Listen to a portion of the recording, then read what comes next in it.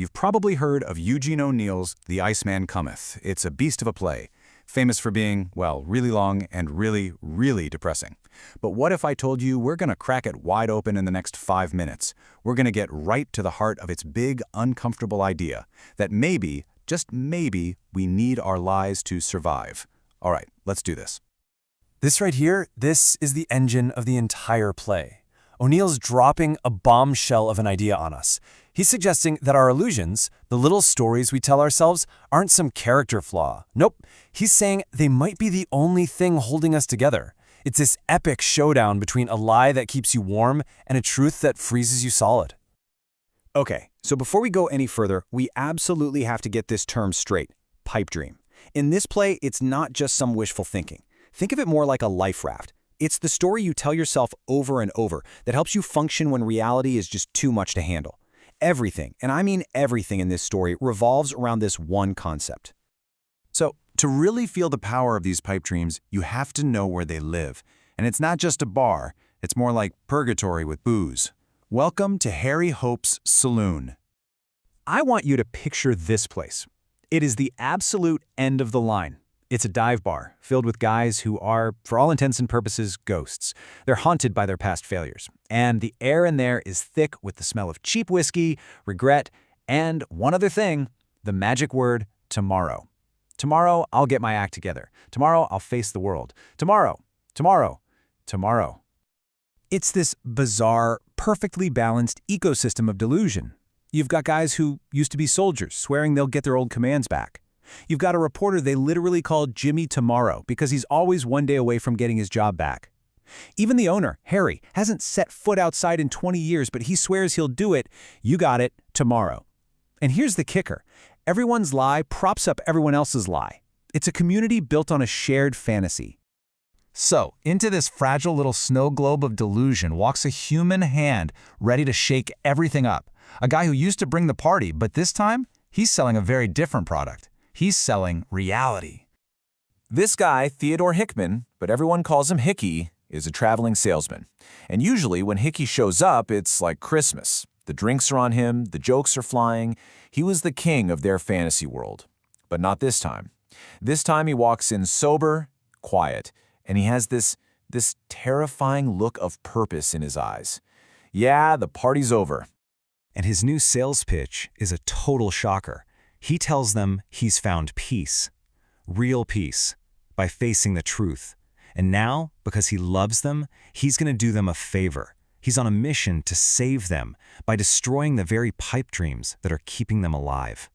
What happens next is one of the most painful things you'll ever see on a stage. It's a psychological experiment, and everyone in the bar is a lab rat. Hickey decides to drag their tomorrows kicking and screaming into today. He doesn't ask, he forces them. He needles them, bullies them, and basically shoves them out the door to finally go do the thing they've been talking about for years. Go get your job back. Go see about that army commission. Go take that walk outside, Harry. He's calling every single one of their bluffs. And the change in the bar, it is devastating. Before, there was this weird, sad, drunken warmth. They were all in it together. But after they all go out, face the real world, and fail spectacularly, the vibe becomes a living nightmare. The shared dream is gone, replaced by a cold, sober, lonely despair. They can barely even look at each other. And here's the most important takeaway. Hickey's truth doesn't set anybody free. It locks them in a prison of reality that they just can't handle. Without their life rafts, they're just drowning. He hasn't saved them, he's sentenced them to a living death. So the bar is now just a wasteland of broken souls. And all these broken men turn on the guy who did it, Hickey. They demand to know what horrible thing happened to him that made him bring this peace to them. And that's when we get to the terrifying heart of the play. Hickey's totally cornered. He has to explain himself. He has to justify this psychological carnage. So he starts to talk, and the story he tells is darker than anything they could have possibly imagined. He talks about his wife, Evelyn, a saint, he says, who always forgave him for everything, the drinking, the cheating, all of it. But her forgiveness started to feel like an accusation, and it made him hate himself even more. So he tells them he killed her, to finally give her peace from the pain of loving him. But as he's telling the story, the real truth, the ugly truth, starts to slip out. He admits he didn't do it out of love. He did it out of hate. And then he remembers what he really yelled right after he shot her. "Well, you know what you can do with your pipe dream now, you bitch?"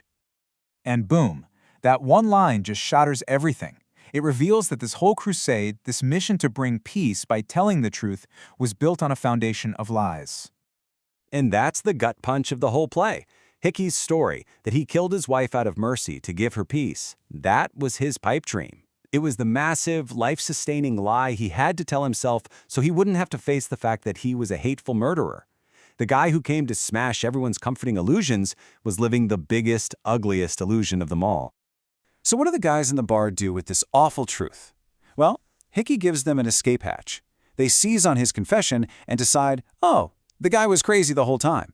It's the excuse they need to forget the whole thing ever happened.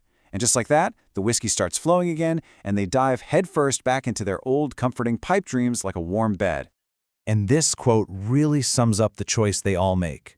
The shared lie, this little community built on a fantasy, is their only protection against the cold, lonely universe. For them, it is so much better to be wrong together than to be right and all alone. So the play ends, Hickey gets led away by the cops, and the bar is filled with the sounds of drunken, happy denial. But it leaves you with this really sticky question. It's easy to judge these guys, but O'Neill is really holding up a mirror. He's asking you, what's your pipe dream? What's that little story you tell yourself that gets you through the day? And the really scary part, could you survive if someone took it away?